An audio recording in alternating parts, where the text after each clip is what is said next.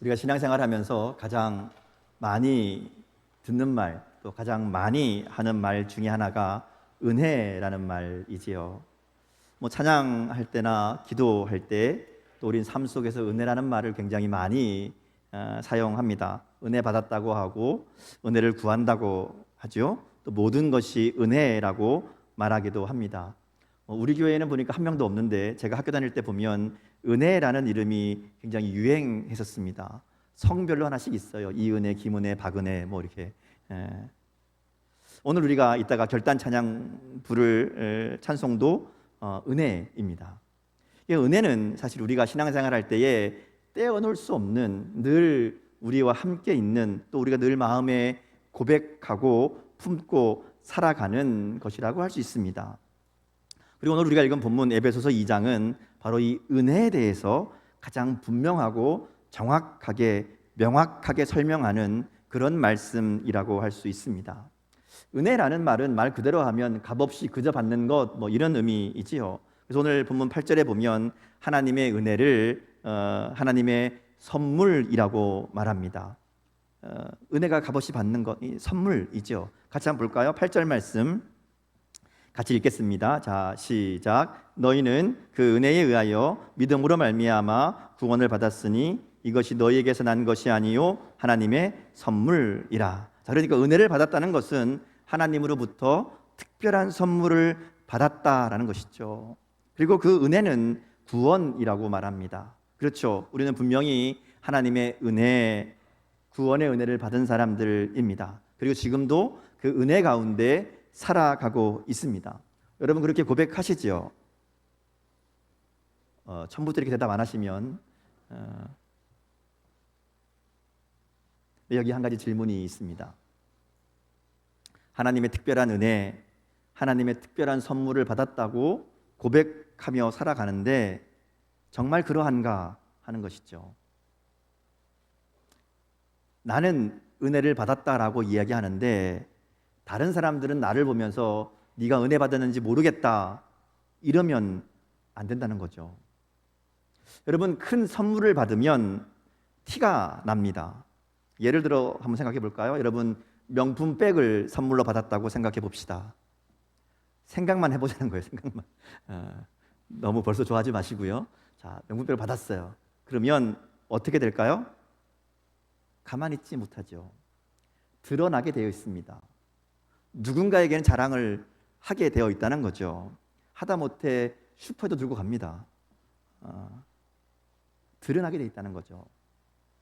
그런데 우리가 받은 은혜는 명품 백과 비교할 수 없이 크고 귀한 것인데 그것이 우리의 얼굴에, 우리의 말과 삶에 나타나고 있는가 하는 겁니다.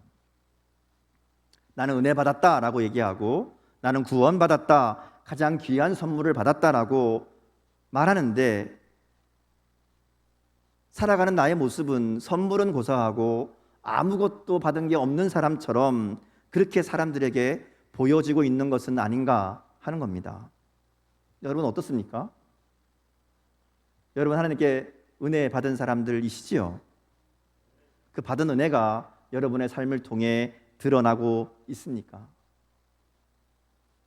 그저 말로만 은혜 받았다고 주장하지만 삶에서는 아무런 것도, 아무런 은혜도 드러내지 못하는 삶을 살고 있는 것 아닌가 하는 것이죠. 여러분 이번 주간에 한번 물어보세요. 내가 뭐 받은 것 같아? 한번 이렇게 물어보세요, 사람들한테. 만약에 우리 주변의 사람들이 내가 은혜 받은 사람이라는 것을 느끼지 못한다면 그러면 우리 안에 은혜에 문제가 있는 겁니다. 둘 중에 하나입니다. 하나는 내가 받은 은혜가 얼마나 귀한지 모르는 거죠.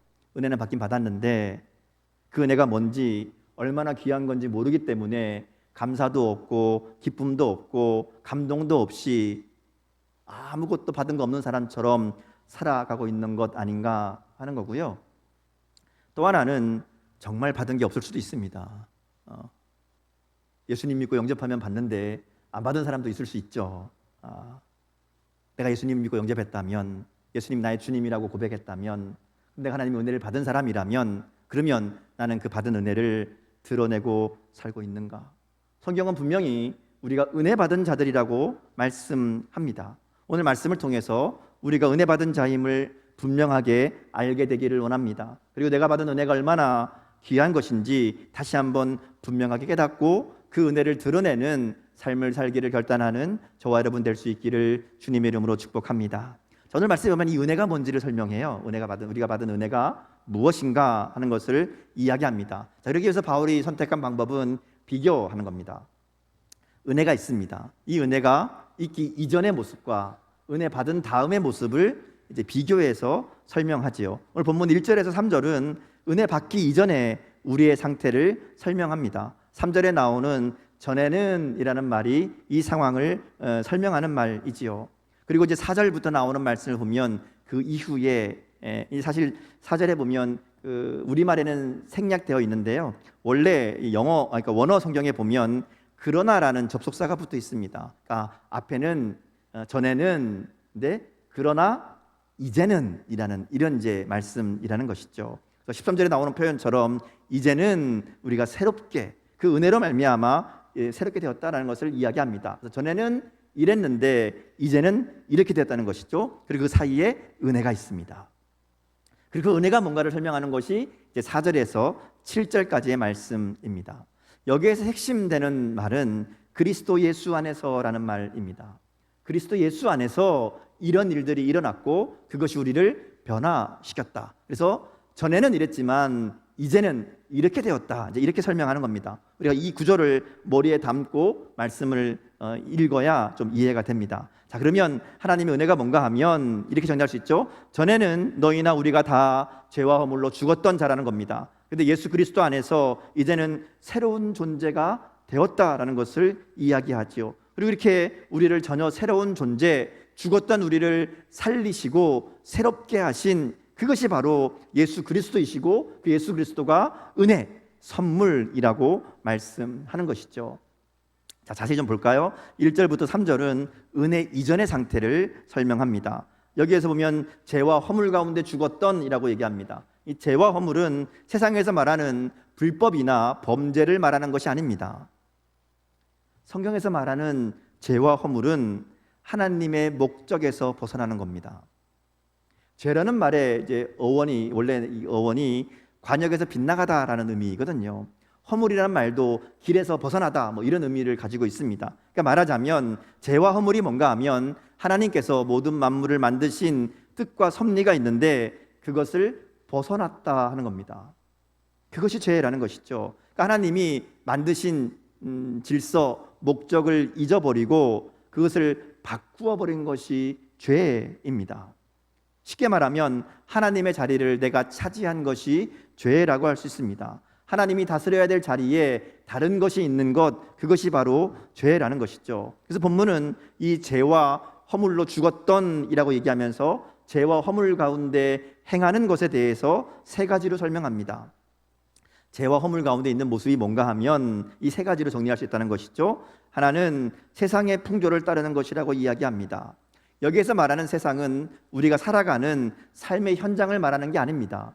여기서 말하는 세상은 하나님을 모르는 사람들의 가치와 기준을 말합니다. 밑에 보면 세대라는 말로 바꿀 수 있다고 설명이 달려 있죠. 하나님을 모르는 사람들의 길, 그들이 살아가는 방식, 그것을 따르는 것이 죄와 허물 가운데 행하는 것이라고 말할 수 있습니다. 두 번째는 공중권세 잡은 자들이라고 이야기합니다. 공중권세 잡은 자들을 따르는 것이 죄라는 것이죠. 이 공중권세 잡은 자는 우리가 흔히 말하는 사탄 마귀를 부르는 이름입니다. 이 땅에는 분명히 하나님을 대적하는 존재들이 있습니다. 악한 세력이 있다는 것이죠. 특별히 오늘 본문은 이들을 불순종의 아들들 가운데에서 역사하는 영이라고 얘기합니다. 하나님께 불순종하게 만드는 이것이 바로 사탄이 하는 일들입니다. 하나님께 불순종하게 하는 일을 따르는 것이 공중권세 잡은 자들, 사탄을 따르는 삶이고요. 그것이 바로 죄와 허물 가운데 거하는 것이다, 행하는 것이다, 이렇게 설명합니다. 자, 이렇게 얘기하니까 좀 어렵죠? 이게 무슨 말인가 실감이 잘 안 나죠? 그래서 세 번째가 있습니다. 마지막 세 번째를 통해서 죄와 허물로 죽은 우리의 모습이 무엇이었는지를 보다 분명하게 알려줍니다. 3절 말씀인데요, 우리 같이 한번 읽겠습니다. 자, 3절 읽습니다. 자, 시작. 전에는 우리도 다 그 가운데서 우리 육체의 욕심을 따라 지내며 육체와 마음에 원하는 것을 하여 다른 이들과 같이 본질상 진노의 자녀였더니 라고 말씀합니다. 자, 쉽게 말하면 우리의 욕심을 따라 내가 원하는 것을 하며 사는 것이 바로 영원히 멸망받을 수밖에 없었던 죽었던 우리의 모습이었다는 겁니다. 내 욕심, 내 마음이 원하는 것을 따라 살아가는 것, 하나님이 다스려야 될 자리를 내 욕심이 대신하고 있는 것, 하나님이 아니라 내 마음이 원하는 것을 하며 사는 것이 세상 풍조를 따르는 것이고 공중권세 잡은 자를 따르는 것이고 그 결과가 죽었던 우리의 모습, 본질상 진노의 자녀였던 우리의 모습이었다고 설명하는 것이죠. 우리가 분명하게 기억해야 됩니다. 우리의 죄는 하나님을 인정하지 않는 게 죄입니다. 하나님을 무시하는 게 죄입니다. 하나님의 다스리심을 거부하는 것이 영원히 우리를 멸망하게 하는 죄라는 것이죠. 우리를 만드신 하나님의 목적을 잊어버리고 내가 하나님이 되어서 내가 원하는 대로 내 욕심을 따라 사는 것이 영원히 멸망받을 수밖에 없는 이유였다 하는 겁니다. 자, 그런데 하나님이 이러한 우리의 운명을 바꾸셨다는 것이죠. 아까 말씀드린 것처럼 그래서 4절은 그러나 하나님이 이렇게 시작합니다. 죄로 인해 영원한 저주와 멸망받을 수밖에 없었던 우리들을, 죽었던 우리들을 살리셨다 말씀합니다. 본문에 보면 하나님이 우리를 위해 행하신 일을 세 가지로 설명합니다. 5절과 6절 말씀인데요, 같이 한번 읽겠습니다. 5절 6절 같이 읽습니다. 자, 시작. 허물로 죽은 우리를 그리스도와 함께 살리셨고 너희는 은혜로 구원을 받은 것이라. 또 함께 일으키사 그리스도 예수 안에서 함께 하늘에 앉히시니. 자, 여기 보면 동사가 세 개가 나와요. 하나님이 우리에게 하신 일이 있다는 거죠. 그게 뭐예요? 살리시고 일으키시고 앉히셨다, 이렇게 얘기합니다. 자, 이것은 예수님의 부활과 승천 그리고 하나님의 보좌 우편에 앉으심을 생각나게 하는 표현들이죠. 살리시고 일으키시고 앉히시는 것, 우리 사도신경을 통해서 고백하는 예수님이 우리에게 행하신 은혜가 바로 이것이잖아요. 바로 그것을 이야기하는 겁니다. 예수님을 살리시고 하늘에 오르시고 그리고 하나님 보좌에 앉으셨다. 자, 근데 여기에 중요한 표현이 있습니다. 하나님께서 우리를 위해서 예수님을, 십자가에서 죽으신 예수님을 다시 살리시고 하늘에 올리시고 하나님 보좌 우편에 앉히신 것만이 아니라 그 예수님과 함께 우리도 살리시고 일으키시고 앉히셨다, 이렇게 얘기합니다. 본문을 잘 보세요. 그리스도와 함께 우리를 살리시고 그리스도와 함께 우리를 일으키시고 그리스도 안에서 우리를 하나님 보좌 우편에 앉히신다고 말씀하는 거거든요. 특별히 여기 앉히신다라는 말이 굉장히 중요한 의미가 있습니다.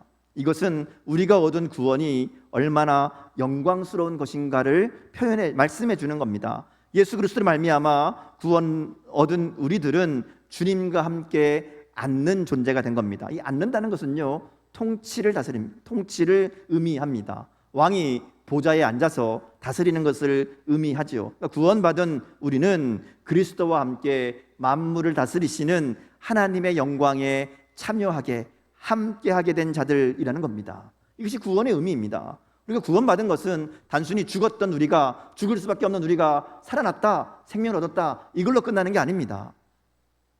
우리가 하나님의 자녀가 되었다 그러잖아요.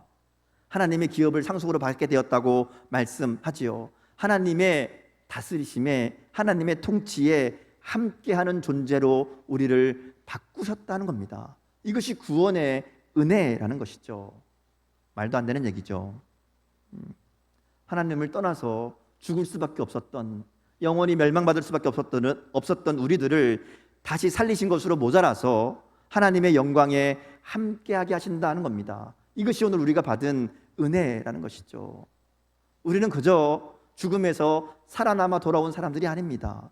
그저 목숨만 건진 사람들이 아닙니다. 하나님 우리를 영광스럽게 하셨다는 겁니다. 물론 지금 우리의 모습은 그렇지 않을 수 있습니다. 그러나 이 구원은 완성되어 가는 겁니다. 하나님이 예수 그리스도를 살리시고 일으키시고 하늘 보좌에 앉히신 것처럼 우리들을 살리시고 일으키시고 하나님 보좌 앞으로 인도하신다 하는 것이죠. 하나님께서 왜 그러실까? 오늘 본문에 보면 우리를 사랑하시기 때문이라고 얘기합니다. 이 놀라운 은혜, 말도 안 되는 은혜를 베푸신 이유가 뭔가 하면 사랑 때문이라는 것이죠. 4절 보세요. 4절 이렇게 얘기합니다. 긍휼이 풍성하신 하나님이 우리를 사랑하신 그 큰 사랑을 인하여 이렇게 얘기합니다. 우리가 하나님께부터 이 놀라운 은혜를 받은 이유는 다른 데 있지 않습니다. 하나님의 사랑하심에 있다는 것이죠. 우리에게 임한 이 놀라운 은혜는 온전히 하나님의 사랑으로 주신 겁니다. 우리가 한 것이 아무것도 없습니다. 그래서 8절에 보면 우리에게서 난 것이 아니라 하나님의 선물이라고 얘기하고요, 9절에 보면 그래서 누구든지 자랑하지 못하게 함이라고 말씀하는 겁니다. 우리가 받은 이 은혜는 전적인 하나님의 일하심입니다. 아무것도 우리는 한 것이 없습니다. 자, 이 구원의 은혜에 대해서 이렇게 얘기하면 한 가지 의문을 가지는 분들이 있어요. 우리가 한 것이 아무것도 없다. 아무것도 없는 거 맞습니다. 근데 성경에 보면 믿음으로 말미암아 구원받는다고 말하니까 믿음은 있어야 되는 거 아닙니까? 이렇게 얘기하시는 분들이 있어요. 오늘 8절에도 보면 믿음으로 말미암아 구원을 받았으니 라고 얘기하잖아요. 맞습니다. 믿음이 있어야 구원을 받습니다. 근데 이 믿음도 엄밀히 말하면 우리에게 있는 게 아닙니다. 우리에 있는 믿음을 보시고 구원하는 게 아니죠. 구원은 하나님의 은혜로 이루어지는 일입니다. 우리는 믿음으로 구원받는다라고 얘기하니까 내게 있는 믿음이 구원을 내게 가져오는 것으로 생각하는데요, 잘못된 생각입니다. 믿음은 우리가 흔히 생각할 때 믿음 그러면 뭔가를 굳게 믿는 것, 반드시 된다고 생각하는 마음, 이런 것으로 생각합니다. 근데 성경에서 말하는 믿음은 이런 굳은 신념이 아닙니다. 변하지 않는 확신, 이런 흔들리지 않는 마음, 이런 거 아닙니다. 구원에 이르게 하는 믿음은요, 한마디로 얘기하면 받아들임입니다. 인정이라고 할 수 있죠. 믿음은 하나님께서 예수 그리스도 안에서 우리를 위해 이루신 이 일들을 전적으로 받아들이는 것이 믿음입니다. 그러니까 믿음은 내가 믿습니다, 하나님 될 줄 믿습니다, 굳게 마음으로 붙잡고 외치는 것이 아니라는 것이죠. 굳은 믿음으로 내가 뭔가를 내가 원하는 것을 이루어내는 것이 그게 믿음이 아닙니다. 믿음은 하나님을 인정하는 겁니다. 하나님이 하신 일을 나를 위한 것이라고 받아들이는 겁니다. 하나님이 나를 위해 준비하시고 이루신 은혜를 받아들이는 것, 그것이 나를 위한 하나님의 은혜임을 알고 인정하는 것, 그게 바로 믿음입니다. 받는 게 믿음이라는 겁니다. 하나님이 하셨다는 것을 고백하는 게 믿음입니다. 그래서 오늘 본문에 보면 반복해서 은혜로 구원받은 것이라고, 너희에게서 난 것이 아니라고, 하나님의 선물이라고 말씀하는 겁니다. 여러분, 선물을 줄 때 받으면 되잖아요. 받으면 그 선물이 내게 되죠. 그 받는 거 가지고 네가 뭔가 했기 때문에 그 선물이 네 거다, 이렇게 말하지 않잖아요. 아이들에게 선물 줄 때 아이들이 뭘 해서 그 선물이 아이께 되는 게 아니잖아요. 주는 거 받는 거, 그게 아이가 이 선물을 받을 만한 자격이 되는 게 아니죠. 그냥 주니까 받는 것, 내 것인 줄 알고 받는 것, 이게 믿음으로 받는 겁니다. 자, 근데 더 결정적인 문제가 있어요. 이 믿음도 내 마음대로 안 된다는 거죠. 내 마음대로 되지 않습니다. 목회하다 보면 가끔 그런 분들 만납니다. 목사님, 참 내가 믿고 싶은데 안 믿어져요. 믿고 싶은데 믿어지지 않습니다. 이런 고민을 말씀하시는 분을 만날 때가 있습니다. 여러분, 그렇죠. 믿어지는 것도 은혜입니다.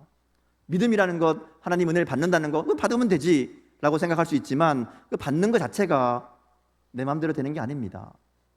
거기에도 하나님의 은혜가 필요합니다. 믿어지는 것도 은혜라고 얘기하잖아요. 그러니까 구원은 전적인 하나님의 은혜이고 선물이라고 말할 수 있습니다. 자, 또 한 가지 우리가 구원의 은혜에 대해서 생각할 게 있는데요, 우리가 예수님을 믿고 예수님을 영접하고 구원받으면 다 끝났다, 이렇게 생각하는 오해입니다.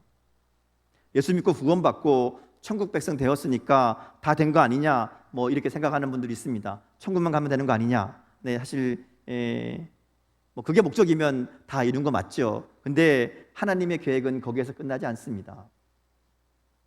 진짜는 이제부터 시작이죠. 오늘 말씀에도 보면 살리신 걸로 끝나지 않잖아요. 살리시고 일으키시고 앉히십니다. 하나님의 구원의 계획은 그저 우리가 죄의 문제로부터 해결되고 해방받고 자유롭게 되고 영원한 생명을 얻는 것으로 끝나는 데 있지 않다는 것이죠. 하나님의 그 큰 사랑으로 우리를 구원하시고 우리에게 은혜를 베푸신 것은 그 다음 하나님이 우리에게 원하시는 목적이기 때문이라는 겁니다. 그리고 우리는 그 일을 이루며 살아야 된다는 것이죠. 그러기에 구원은 완성이 아니라 시작이라고 할 수 있습니다. 오늘 본문은 그래서 구원의 은혜를 이야기하면서 우리에게 하나님께서 우리를 구원하시는 은혜를 베푸시는 분명한 목적이 있다고 말씀합니다. 자, 이렇게 얘기하면 또 그렇게 생각하시는 분들이 있을 거예요. 그럼 그렇지, 공짜가 어디 있어? 다 원하는 게 있으니까 주는 게 있는 거지.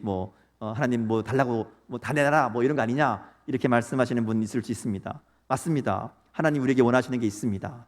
근데 하나님이 원하시는 건요, 원래 하나님이 처음 세상과 인간을 만드셨을 때에 그 하나님의 뜻을 이루는 것이 하나님이 원하시는 겁니다. 그러니까 하나님께서 야, 너 은혜 받았으니까 갚아라가 아니라 원래의 목적을 회복하는 삶을 사는 것이 우리의 구원의 은혜의 목적이라는 겁니다. 오늘 말씀에 보면 그래서 아주 멋진 표현이 나오는데요, 10절 말씀입니다. 우리 10절 말씀 같이 한번 읽겠습니다. 자, 시작. 우리는 그가 만드신 바라 그리스도 예수 안에서 선한 일을 위하여 지으심을 받은 자니 이 일은 하나님이 전에 예비하사 우리로 그 가운데서 행하게 하려 하심이니라. 자, 이게 보면 우리는 그의 만드신 바라고 얘기합니다. 이 세 번역 성경으로 보면 이 본문을 우리는 하나님의 작품입니다 이렇게 번역합니다. 이 만드신 바라는 말이 이제 헬라어로 포에마라는 단어인데요, 만들어진 것, 또 어떤 이 장인이나 공예가의 작품이라는 의미로 사용됩니다. 하나님이 우리를 하나님의 멋진 작품으로 만드셨다 하는 겁니다. 여러분, 하나님의 작품, 하나님의 만드신 바라는 이 말의 의미가 뭘까요? 작품의 의미가 뭘까요? 여러분, 어떤 작가의 작품이 유명해지고 비싸게 사고 팔리는 이유가 뭡니까? 작품이 뭔가 신기해서 그런가요? 작품이 뭔가 아름다워서 그런가요? 아니죠. 작가 때문입니다. 누가 만들었냐가 중요하잖아요. 누구 작품이기 때문에 비싼 겁니다. 작품은 작가가 그 가치를 결정합니다. 우리가 하나님의 작품이라는 것은 우리의 가치가 우리에게 있는 것이 아니라 하나님께 있다는 겁니다. 하나님이 우리를 하나님의 작품으로 만드셨다 하는 것이죠. 그래서 하나님의 작품이란 말은 곧 하나님의 영광을 함께 누린다는 겁니다. 앞에 나온 것처럼 하나님은 우리를 그리스도 예수 안에서 함께 앉히셨다 이렇게 말씀하는 거거든요. 하나님의 영광을 함께하게 하신 그런 작품이라는 겁니다. 또 작품이란 것은요, 작가의 마음과 생각을 드러내는 존재입니다. 작가가 어떤 작품을 만들 때에는 그 가운데 작품을 만드는 의도가 있죠. 그림을 그리든 뭔가를 만들어내든 그 가운데 담고 싶은 마음이 있고 생각이 있습니다. 오늘 우리가 하나님의 작품이라는 얘기는 우리의 삶을 통해서 드러내야 될, 나타내야 될 작가의 의도가 있다는 겁니다. 하나님의 마음, 하나님의 계획이 우리 가운데 있다는 것이죠. 우리는 작품이 작가의 마음과 생각을 드러내는 존재인 것처럼 이 땅에서 하나님의 사랑과 하나님의 능력과 하나님의 은혜를 드러내는 존재로 살아가야 된다는 겁니다. 이것이 바로 우리에게 은혜를 베푸신 목적이고 이유라는 것이죠. 그래서 7절 말씀을 보면 그 은혜의 지극히 풍성함을 오는 여러 세대에 나타내려 하심이라고 말씀합니다. 우리는 하나님의 은혜를 자랑하는, 드러내는 하나님의 작품으로 만들어진 존재라는 것이죠. 자, 그럼 어떻게 하면 우리가 하나님의 작품임을 세상에 드러낼 수 있을까? 오늘 본문에 보면 사도 바울은 그것을 선한 일을 위하여 지으심을 받았다고 말씀합니다. 선한 일을 위하여 지으심을 받았다. 이 선한 일이 뭔지는 안 나와요. 얘기를 안 해요. 그냥 이렇게만 얘기하는데, 사실 에베소서 전체를 쭉 읽어보면 이 선한 일이라는 것이 일상의 삶을 통해서 우리가 만나는 사람들과의 관계를 통해서 우리가 하나님의 작품이라는 것을 드러내는 삶이 되어야 된다는 것을 말씀합니다. 하나님의 성품, 하나님의 마음이 우리에게 나타나야 된다는 것이죠. 제가 설교를 시작하며 말씀드린 것처럼 우리에게 은혜 받았다는 증거가 우리의 얼굴과 말과 삶 속에 나타나야 된다는 겁니다. 그것이 바로 우리가 행할 선한 일이라는 것이죠. 그래서 이 선한 일은 우리 가운데 하나님의 은혜가 있음을 드러내는 일들이라고 할 수 있습니다. 물론 우리가 은혜 받고 예수님을 믿고 영접하고 구원받고 하나님의 자녀가 되어서 갑자기 사람이 바뀌진 않잖아요. 갑자기 착해지지 않고요. 갑자기 은혜를 드러내는 삶을 살아갈 수 있는 그런 모습이 아닙니다. 우리의 모습은 여전히 구원받기 이전에 연약함을 가지고 있습니다. 그러나 하나님의 은혜가 우리를 변화시켰듯이, 우리를 죽은 자에서 살리셨듯이, 우리를 멸망받을 진노의 자녀에서 하나님의 자녀로 바꾸셨듯이 우리의 삶도 하나님의 은혜가 바꾸신다 하는 겁니다. 우리는 흔히 착각하는 게 있어요. 은혜로 구원받지만 신앙생활은 내 힘으로 한다고 착각합니다. 그렇지 않습니다. 신앙생활도 은혜로 하는 겁니다. 구원을 받을 때에 우리가 아무것도 한 것 없이 하나님의 은혜로 받은 것처럼 하나님의 작품으로 살아가는 것도 하나님의 은혜로 가능하다는 것이죠. 그래서 오늘 말씀에 보면 그렇게 이야기하잖아요. 우리가 하나님께서 우리 가운데 행하신다고, 오래전부터 계획을 가지시고 우리 가운데 이 일을 행하고 있다고 말씀하고 있는 겁니다. 그러기에 우리가 할 일은 한 가지입니다. 우리가 하나님의 작품임을 잊지 않는 겁니다. 내가 어떤 존재인지, 내가 받은 은혜가 무엇인지를 기억하며 사는 겁니다. 그래서 나는 하나님의 작품으로 하나님을 드러내는 삶을 살아야 되는 존재로 바뀌었다는 것을 잊지 않는 겁니다. 날마다 하나님의 은혜를 생각하며 감사하며 하나님의 은혜를 드러내야 하는 존재라는 것을 마음에 품고 살아갈 때 하나님께서 은혜로 우리를 도우실 줄 믿습니다. 오래전부터 이 일을 예비하시고 우리 가운데서 행하게 하신다고 분명하게 말씀하시잖아요. 그러니까 믿음으로 사는 것도 하나님의 은혜입니다. 내 힘으로 할 수 있는 것 아니기 때문에 그저 힘을 빼고 하나님의 은혜를 구하면 됩니다. 하나님께 맡기는 삶이면 충분하다는 것이죠. 우리 자꾸만 믿음도 자꾸만 내가 뭔가 하려고 욕심을 부립니다. 내 힘으로 뭔가를 해보겠다고, 믿음으로 살면서 내가 뭔가를 이루겠다고. 사실 그거는 이룰 수 없는 일입니다. 하나님 앞에 뭔가를 드리겠다는 마음은 귀한데 그 능력이 우리 가운데는 없다는 것을 우리가 분명히 기억해야 됩니다. 그러기에 욕심으로 내가 원하는 것을, 믿음도 그렇게 하려고 애쓸 것이 아니라 하나님께 전적으로 맡기는 삶으로, 하나님의 은혜를 구하는 삶으로 우리의 믿음도 만들어갈 수 있다는 것이죠. 그래서 날마다 하나님의 말씀, 하나님의 뜻에 순종하며 사는 삶이 바로 선한 일을 행하는 삶이고 하나님을 드러내는 삶인 줄 믿습니다. 그러기에 이제 우리는 하나님이 빚으시고 만드시는 대로 맡기는 삶을 살면 됩니다. 날마다 들려주신 말씀을 따라 오늘도 하나님의 뜻에 순종하며 우리의 삶을 바꾸시고 빚어가실 그 하나님의 손길을 기대하면서 하나님 앞에 나에게 베푸신 그 은혜를 감사와 기쁨으로 고백하며 드러내기를 원하며 살아가면 그 가운데 우리의 삶을 하나님의 작품으로 만들어 가시는 하나님의 은혜를 경험하게 하실 줄 믿습니다. 우리가 이 하나님의 은혜를 마음속에 품고 감사와 기쁨으로 하나님의 은혜를 드러내는 삶을 살아가기를 결단하며 나아가는 저와 여러분 될 수 있기를 주님의 이름으로 축복합니다. 함께 기도하겠습니다.